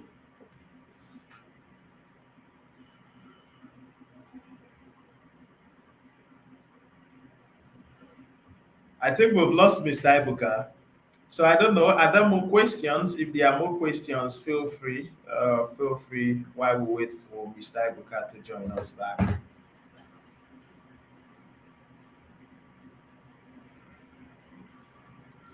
Okay, why we wait for Mr. Ibuka to join us back, if you were from the beginning and the onset of today's conversation, and you learned one or two things from my conversations on cryptocurrency, investment strategy, investment planning, and then risk management, feel free to write whatever you learned. Feel free to write whatever you learned and make a social media post with it. You could do that on Twitter, you could do that on Facebook, and tag me to it.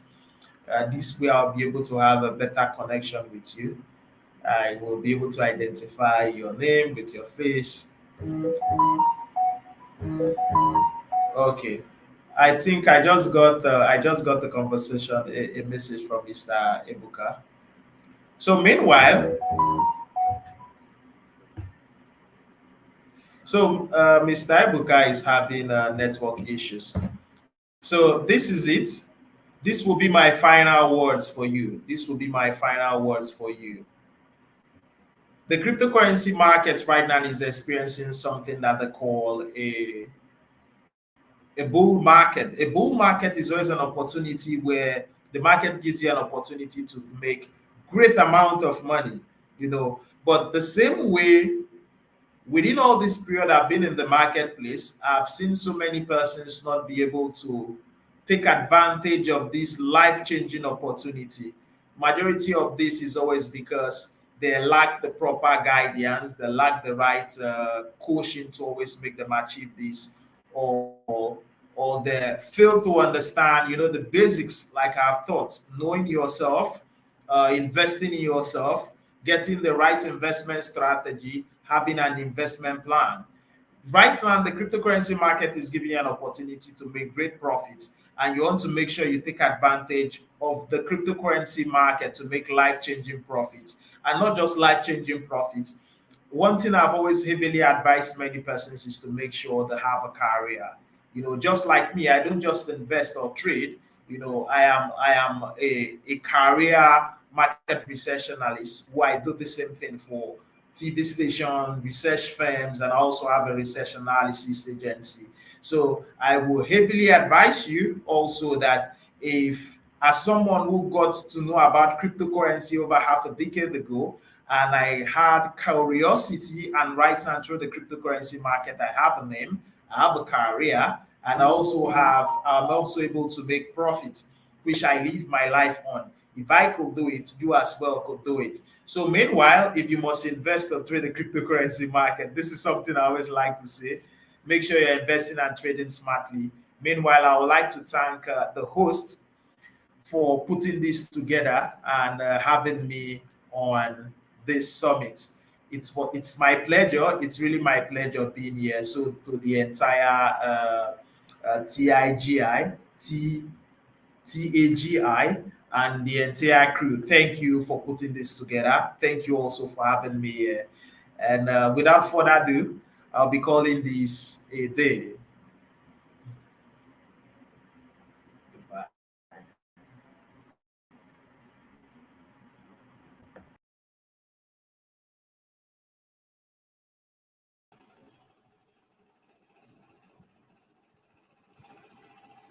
All right, thank you guys.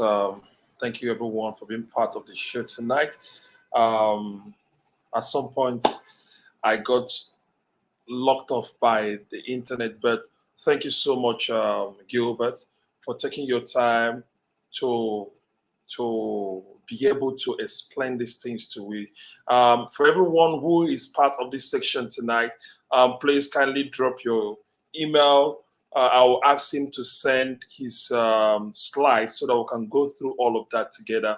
You can send email to hi at taji .africa. Send your email or drop it on our WhatsApp group, or even you can drop it at the comment section so that we can share the slide. Okay, I'm thinking loud. I'm thinking loud. I'm thinking loud now. Maybe we can share it at the description menu so that people can download the slide from Mr. Gilbert. And every other questions that you have, apparently, can someone invest in Nigeria and is guaranteed? Well, let me say this. Crypto is not a Nigerian affair. Crypto is a global affair. But but like what Gilbert said, first of all, get information. I get this question a lot from people. Get information. The first stage of being part of any crypto project or investment is to